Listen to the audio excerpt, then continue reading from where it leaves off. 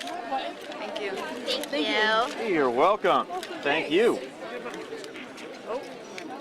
This is Northeastern Illinois University on the northwest side of the city. The event is the National Labor Week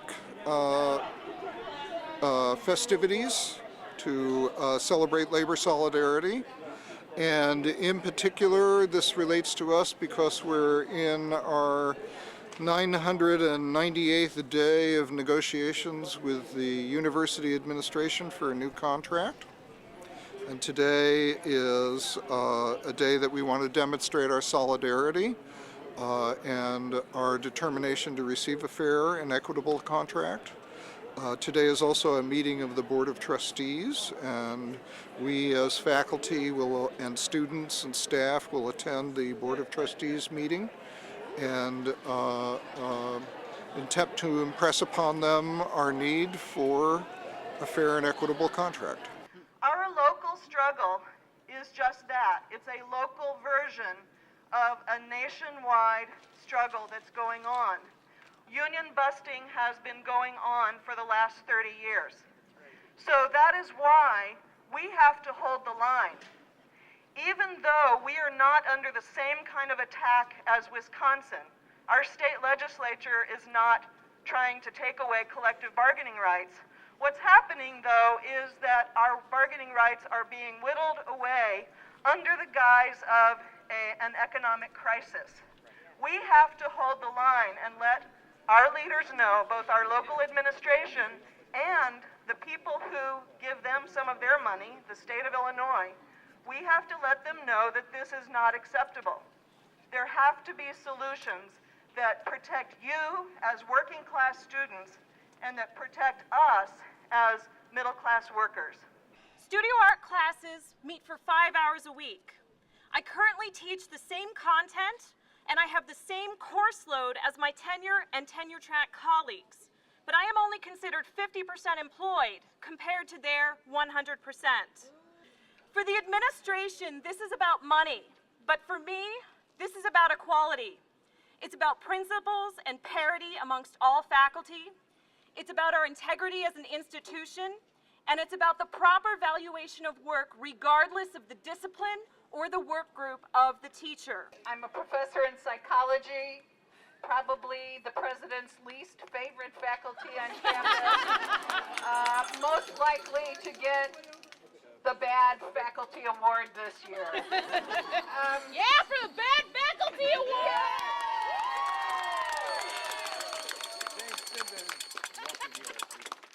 What have I done? Well, with my posse, known as the bargaining team, for 998 days, we have held this university at a siege state.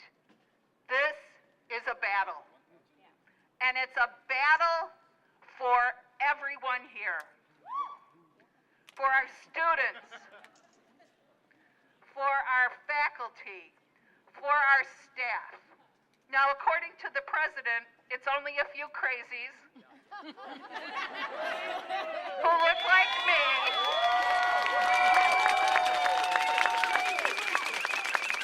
So, again, remember I'm a psychologist. I want you to turn to the person next to you, examine them. Do they look crazy? Yeah, oh, yeah. Oh, yeah. So, we need all the crazies to come together and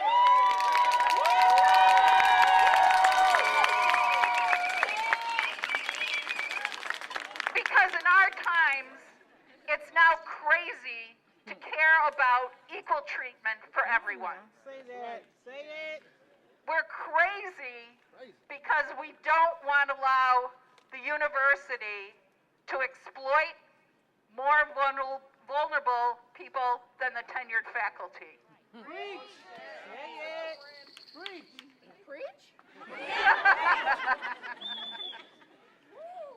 So think about the values you learned at home.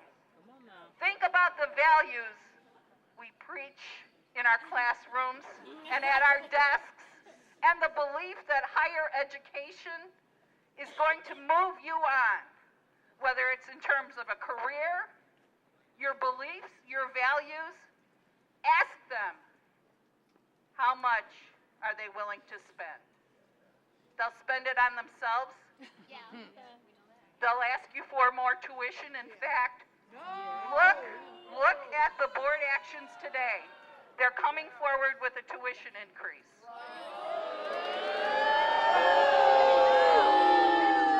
Are you ready to pony up? So crazies, let's get together. I think they need to meet us without medication.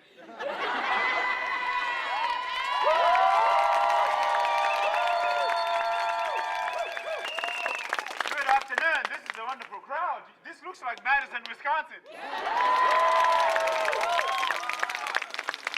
Listen, folks, let's not be confused. We are in a long struggle. What's happening here is happening across the country, as you know. But I come here to express some frustration and actually some confusion. I don't know if you're as confused as I am. If you ask a CEO why they make $50 million or $100 million a year, the typical response is that that's how you incentivize excellence. You find the best people for the job by paying them a decent wage. So that's their principle, but it doesn't seem to be universal. It doesn't apply to teachers. With professors and teachers, we expect excellence. Our national discourse right now, the attack on teachers, the vilification, demonization of teachers is happening at a time when teachers are increasingly being asked to do more with less. So on the part of the teachers, they expect excellence at the lowest pay possible. But for CEOs, it's a different theory. We gotta pay them wads and wads of money to get them to perform. So this is really, it's about a hypocrisy that is so transparent that we ought to reject it. Institutions that are not broke, let's not accept the proposition that these institutions are broke. We have a maldistribution of income going on. That's all there is. Last year, 400 families last year, 400 individuals took home more money, more compensation than half the country. Let me repeat that number. 400 people in the United States make more money than 155 million people. So what we have is it's a moral bankruptcy that has nothing to do with budget deficit. This has to do with greed. How do you feel being out here, outside, besides cold, but how do you feel being here in a collective, direct action? Everybody said it before me, things have to change. And there are many ways, supposedly, to change things. One of them, they say, is go register as a voter, wait for the election day, go to the polling place, elect your new representative, choose the best candidate, and then once he or she gets in office, lobby them, email them, send them fax. That's too long. To me, this is what we have to do. Direct actions. If you want to change things, keep doing what you're doing. Keep walking out. Keep fighting. When you negotiate a contract for 15 months, and the end of the 15 months, the administration tells you, sorry, but all you have done is worthless, what you have to do is direct action. Direct action and direct action.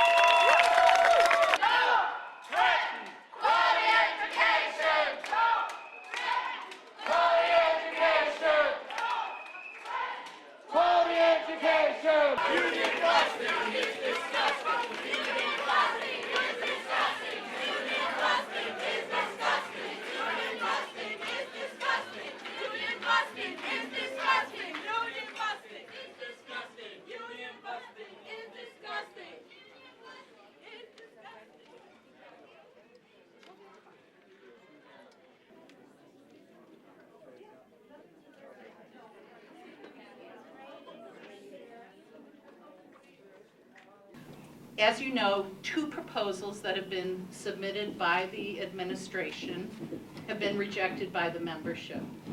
And we're talking about significant rejections of these proposals. And over the years, and it's been 3 years since we've been doing this, we've heard that it's just a few disgruntled faculty that are unhappy. Every single time we have taken an action, every single time we have put forward a proposal, we've consulted with the members. I actually was very surprised today to see that whether it was a board decision or the decision of the president 30 seconds remaining. or the decision of the public safety officers to not allow the public into this meeting. At no time since members have attended this meeting have they disrupted your meeting. But today you chose to silence voices of dissension, voices that question. We pride diversity in this university, and you have chosen to turn your back on it.